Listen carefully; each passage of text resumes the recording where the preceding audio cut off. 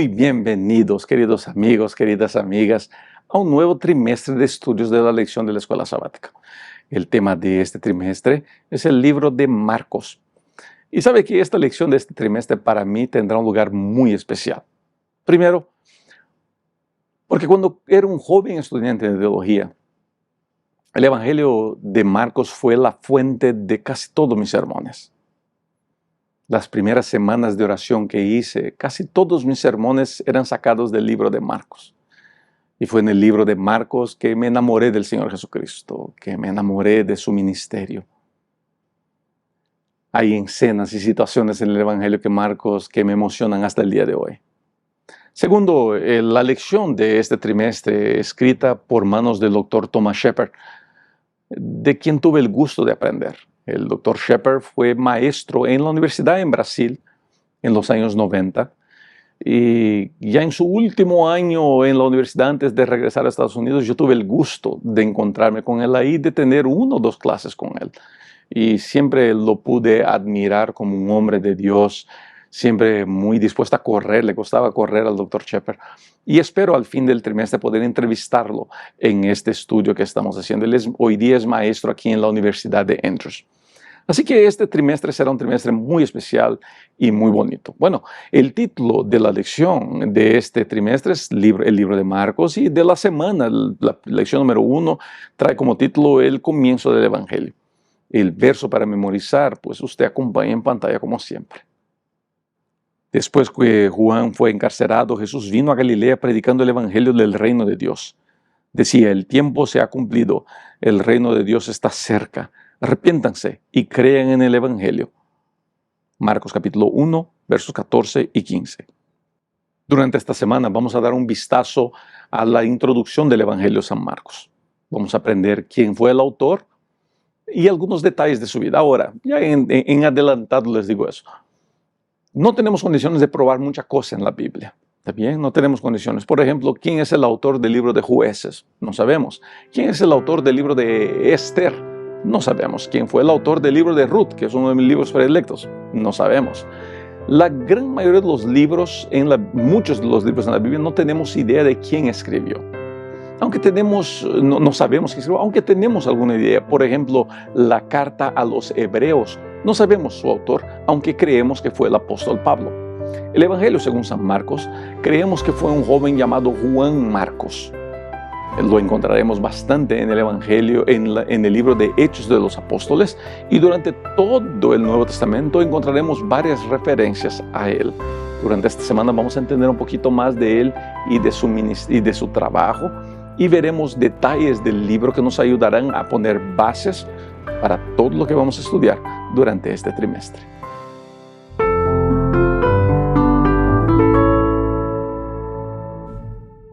¿Cómo se sentiría usted si alguien le dijera a usted: usted es un fracasado?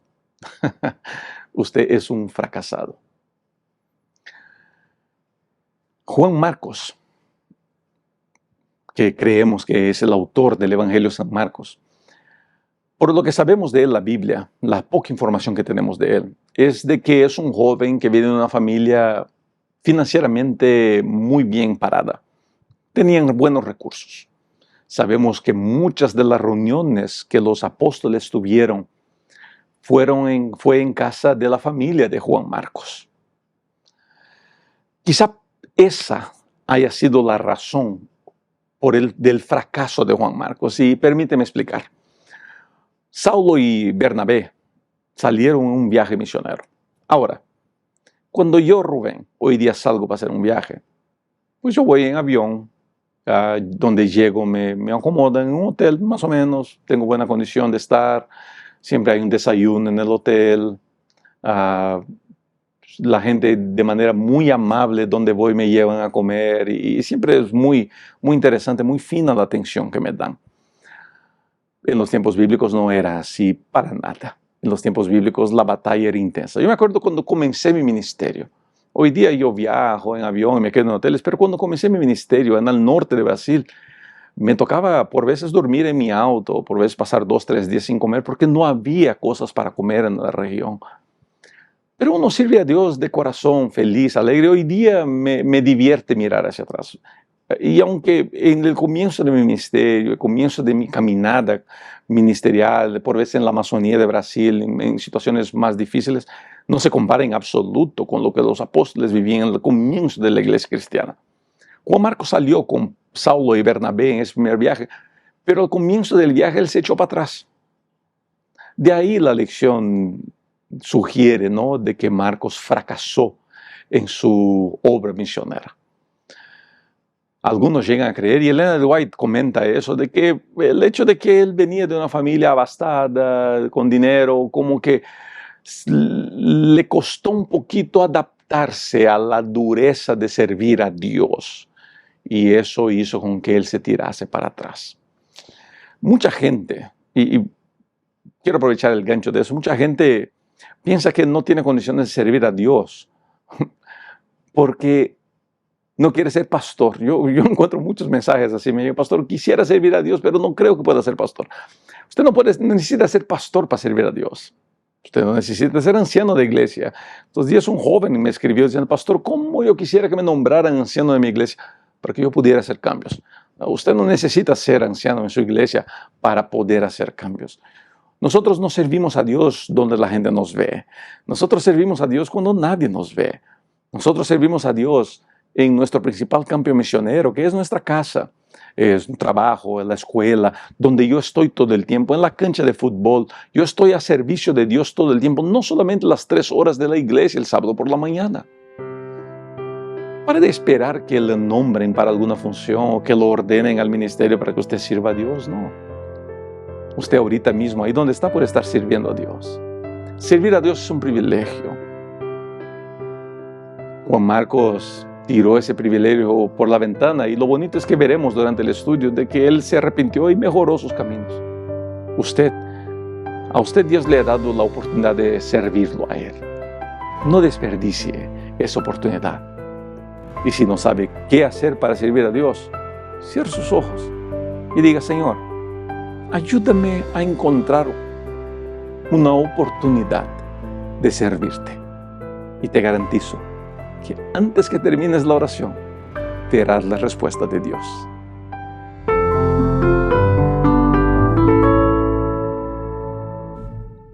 En la lección de día lunes, nosotros vamos a encontrar de que se le quiere dar una nueva oportunidad a Juan Marcos. Y el hecho de querer darle una nueva oportunidad costó una fricción entre Saulo y Bernabé. Saulo quería llevarse con él a Silas, y Bernabé le dice a Saulo, llevemos a Juan Marcos. Y Pablo ya se opone con fuerza al regreso de Juan Marcos. Yo entiendo a Pablo, yo entiendo. Uno, cuando está enfocado en la misión, por veces no tiene ganas de que alguien le detenga, que la pereza de alguien lo detenga, o que la juventud de alguien lo detenga, ¿no? Entonces yo me puedo imaginar lo que llevó Pablo a decir, no quiero a Juan Marcos de regreso. La discusión, al parecer, fue muy intensa, que resultó con la separación de Pablo y Bernabé. Pablo se fue con Silas y Bernabé se fue con Juan Marcos. Ahora, hay lecciones que podemos sacar de ahí. Una, es muy importante que nosotros aprendamos a dar segundas, terceras oportunidades a las personas. Eso se llama gracia. Yo creo que nosotros deberíamos dejar de perdonar a las personas el día que Dios se canse de perdonarnos a nosotros. Mientras Dios nos siga perdonando, yo creo que es nuestro deber perdonar a las personas, es nuestro deber estar cerca a las personas, es nuestro deber decir, no, vamos, levántate otra vez, avancemos juntos. Dar una segunda oportunidad a alguien es reconocer que yo también puedo recibir de parte de Dios una segunda oportunidad. Yo no estoy con eso queriendo justificar la violencia o el adulterio, no. Por veces dar una oportunidad a la persona es perdonarla a la distancia. Pues no puedo entrar a ese tema ahora porque eso nos llevaría 1 hora dialogando. Pero recuerde, perdonar es dar una nueva oportunidad. Dar una nueva oportunidad no quiere decir meterlo a mi casa otra vez. Quiere decir perdonarlo en mi corazón. Pero hay otro detalle que me llama la atención, que es cómo los jóvenes cometen errores y por veces nosotros los más grandes no tenemos paciencia con la juventud. Queremos que la juventud piense como nosotros. Cuando yo era un joven pastor, tantos problemas yo me metí por pelearme con mis líderes. Yo quería tener razón en todo. Yo me peleaba de una manera tan tonta por veces. Hoy día miro hacia atrás en mi ministerio y pienso cuántas oportunidades perdí de poder vivir cosas lindas en mi ministerio por pelearme sin la menor necesidad. Es que en el afán de la juventud uno está ciego a la belleza que es saber callar, que es la sabiduría que uno adquiere con la edad, ¿no? Hoy día yo estoy a punto de completar 50 años y veo ¿cómo puedo decir? Malcriado, grosero fui de joven. Por eso cuando yo veo la historia de Juan Marcos al estudiar esta semana, me identifiqué tanto con él. Y alabo a Dios por esos verdaderos que están en nuestro camino, que nos dan nuevas oportunidades siempre. Yo tengo algunos amigos en Brasil que son personas tan especiales para mí, ¿sabes? Que siempre tuvieron disposición de darme una nueva oportunidad. Recuerdo uno de mis presidentes, el pastor Jairo Torres, un hombre de Dios, con su esposa, la hermana Gilsa. Qué paciencia ese hombre tuvo conmigo. Yo era un pastor terco. Y este hombre, qué paciencia. Él fue el Bernabé en mi vida. El pastor Ranieri, otro de mis presidentes, un hombre de Dios, un hombre bueno, ¿sabes? Fue otro Bernabé en mi vida, que tuvo paciencia, que con amor, con cordura, pero con firmeza, me llevaron a entender cómo funciona la vida de un pastor. Nosotros los más grandes tenemos ese deber de ayudar a esos jóvenes en su intempestuosidad, en su fuerza, en su virilidad, a llevarlos a un camino más correcto, a un camino donde ellos puedan usar toda su energía en la predicación del Evangelio. Nosotros los más grandes tenemos el deber de abrir paso a los jóvenes para que ellos cometan los errores que nosotros también ya cometimos, pero que jamás pierdan el deseo de servir a Dios, que jamás pierdan el deseo de servir a Cristo. Yo prefiero mis jóvenes cometiendo errores, liderando programas de la iglesia, que cometiendo errores en el mundo. Me calienta mucho la cabeza cuando veo a la gente criticando a la juventud, porque mira, que exageraron aquí en una música, que exageraron en el programa. Yo honestamente, no que yo quiero que cometan errores, es que prefiero que exageren en la iglesia. Prefiero que exageren en la iglesia, donde yo los puedo abrazar, orientar con amor, guiarlos por un camino más correcto. Así que usted, querido joven, jamás se detenga, jamás se detenga. Dios tiene un llamado especial para usted. Siga avanzando, cumpliendo con la misión.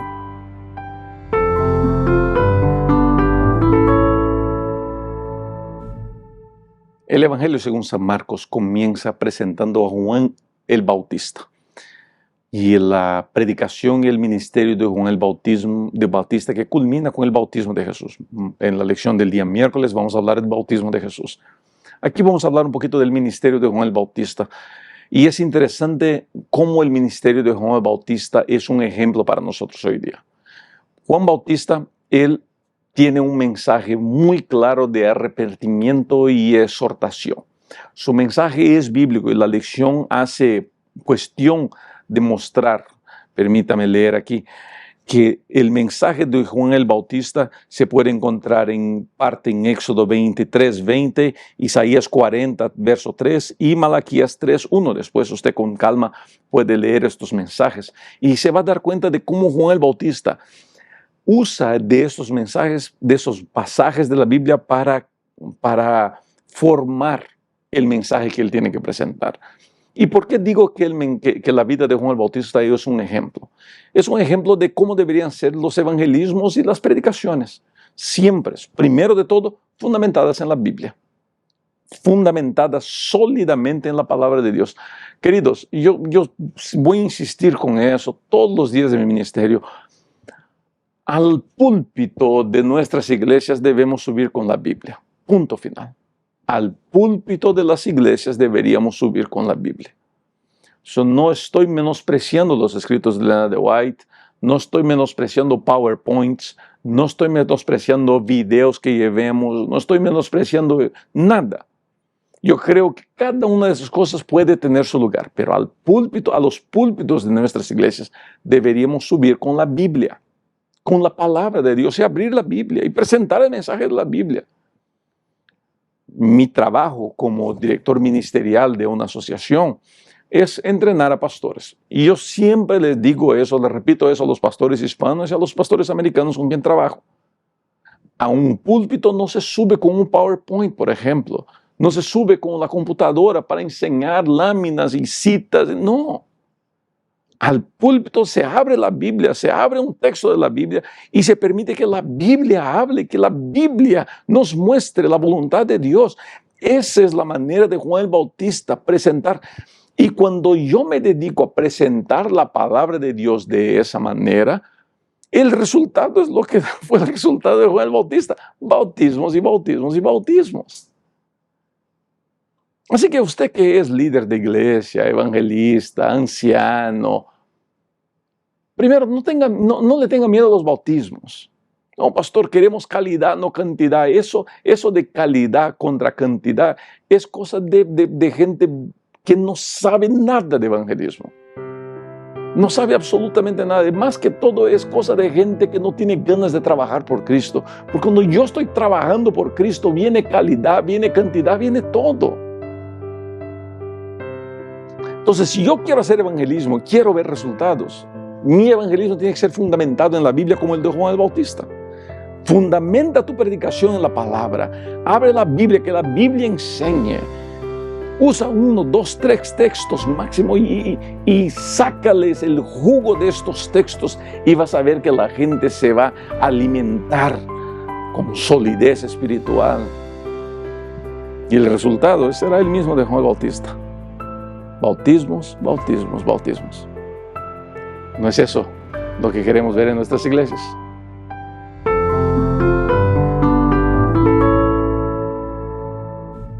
Hablábamos sobre bautismos de Juan el Bautista. Y uno de esos bautismos fue el bautismo del Señor Jesucristo. ¿Qué hay de interesante en el bautismo del Señor Jesucristo? Muy bien. Una de las cosas más interesantes del bautismo de Cristo es la presencia de la Trinidad. El bautismo de Cristo no es solamente el bautismo de Cristo. El bautismo de Cristo es un cumplimiento profético. Es una escena profética. Es el cumplimiento de las profecías de Daniel. Es el ungido, el fin de las 69 semanas. O sea, no es cualquier bautismo. Es un bautismo muy especial. Pero al mismo tiempo que es el cumplimiento profético, el bautismo del Señor Jesucristo representa el comienzo del ministerio del Señor Jesucristo en la tierra. Y para un momento tan noble y tan importante, es importante tener invitados especiales. Y la Biblia presenta que en el bautismo del Señor Jesucristo habían 3 invitados de honor. La Trinidad, el Padre, la voz que vino del cielo, el Espíritu Santo que bajó sobre Cristo en forma de paloma y el Hijo, el Señor Jesucristo. La Trinidad ahí estaba. De tan importante que ese momento era. La lección también del día miércoles nos habla un poquito sobre la naturaleza de Cristo. Gente linda, no podemos entender, jamás tendremos condiciones de entender con exactitud la naturaleza de Cristo. Quizá una de las más grandes batallas del mundo teológico es la cristología, la naturaleza de Cristo. ¿Está bien? Ese es un tema de discusión y debate en todos los niveles teológicos. Algunos piensan de una manera, otros piensan de otra manera. Los adventistas, en su gran mayoría, somos prelapsarianos. ¿Qué quiere decir eso? Que creemos que Cristo vino con una naturaleza perfecta y con su cuerpo y con el cuerpo ya afectado por 4,000 años de pecado. Ahora, ¿es posible que sea diferente? Claro que sí, es posible. Ahora, lo que es más posible es que nosotros nunca logremos entender. Nunca logremos entender. Y es ahí mi punto. Yo creo en los conceptos post-lapsarianos. Yo creo en los conceptos post-lapsarianos. De que nosotros nunca tendremos, que Cristo no vino con nuestra naturaleza, que Cristo vino con una naturaleza perfecta. Ahora, ese no es ni el punto. El otro piensa diferente. Está bien que piense diferente. A mí no me incomoda. Lo que sí me incomoda es que nosotros tengamos la obsesión de entender cosas que humanamente es imposible entender. Vuelvo a repetir, por eso en vida espiritual, fe es tan importante. Las cosas, los misterios de Dios no son para que sean explicados a exhaustión. Los misterios de Dios son para que sean aceptados. ¿Cómo es que Cristo resucitó de los muertos? ¿Cómo Cristo hizo lo que hizo? ¿Cómo volverá? ¿Cómo resucitarán los muertos? La naturaleza de Cristo. No tenemos condiciones de entender. Eso no quiere decir que no deberíamos intentar entender, pero no tenemos condiciones de entender. Por eso fe es tan especial. Señor, ayúdame a aceptar lo que no puedo entender. Ayúdame a creer en ti cuando no puedo entender tu voluntad. Ayúdame a obedecer, aunque no pueda haber lógica en lo que me pides. ¿Te das cuenta? Fe. Si hay algo que la naturaleza de Cristo nos enseña, es que sin fe es imposible vivir, es imposible seguir. Así que si hay algo que deberías pedirle al cielo hoy día es eso. Señor, ayúdame a tener fe. Dame fe para avanzar.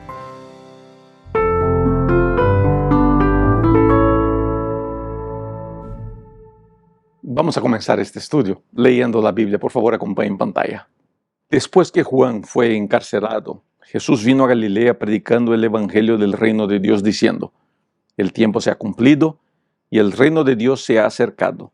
Arrepentíos y creed en el evangelio. Marcos capítulo 1, versos 14 y 15.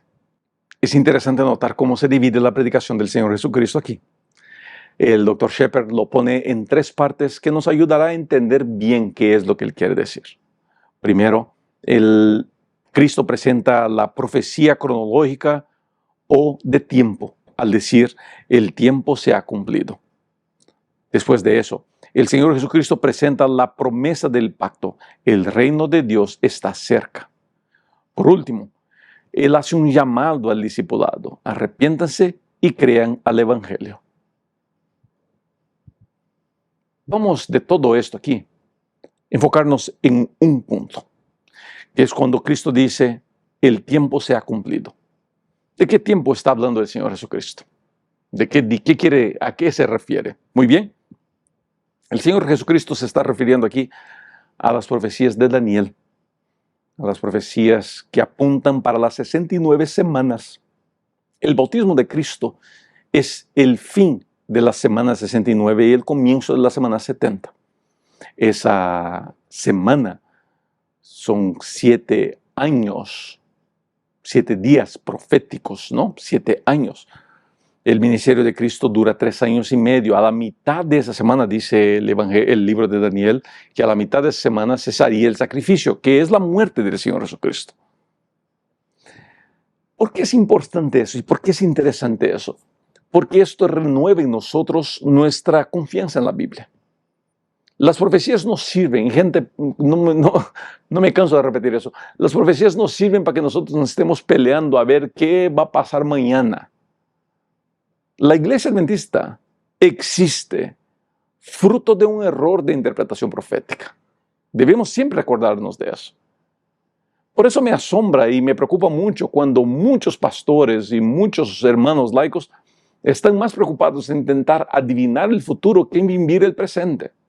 Adivinar que va a volver Trump, no va a volver Trump, que la China, que la India, que los musulmanes, que el Papa, que están más preocupados con lo que va a pasar por allá que preocupados con su iglesia o con sus vecinos o con su familia. La profecía no sirve para que yo esté mirando al futuro, imaginándome qué va a pasar. La profecía sirve para que yo vea la Biblia y vea que las cosas se cumplieron. Y porque se cumplieron, yo puedo confiar en ese libro y puedo confiar de que algo pasará. Lo único que nosotros sabemos claro en la escatología, en las profecías de Apocalipsis, la única cosa, ¿está bien?, que sabemos 100% seguro, es de que Cristo muy pronto vendrá. Todo lo demás es interpretación. No estoy echando de menos la interpretación, no estoy negando la interpretación. Cada uno tiene el derecho de interpretar como mejor entienda, y la iglesia adventista le da a sus miembros, le da a sus pastores el derecho de interpretar como ellos mejor entiendan. La iglesia adventista es historicista, o sea, prefiere y cree en las interpretaciones que están basadas en el historicismo como herramienta de interpretación, pero la iglesia adventista le da libertad a la gente de interpretar. Ahora, la venida de Cristo no es interpretación, es una seguridad que tenemos. Y es la única cosa que la iglesia adventista es 100% firme. Cristo muy pronto vendrá. ¿Y por qué tengo eso seguro? Porque todo lo que la Biblia dijo que pasaría, pasó. Y la venida de Cristo a la tierra por primera vez, su bautismo y su muerte, son una demostración de que cientos de años antes, cuando Daniel escribió lo que escribió, la mano de Dios ya estaba guiando todo. Así que yo puedo confiar en la Biblia. Yo debo confiar en la Biblia. ¿Quieres saber qué hacer? Busca en tu Biblia. Busca en la palabra de Dios y vas a ver cómo Dios siempre estará al lado tuyo para ayudarlo a usted a seguir avanzando.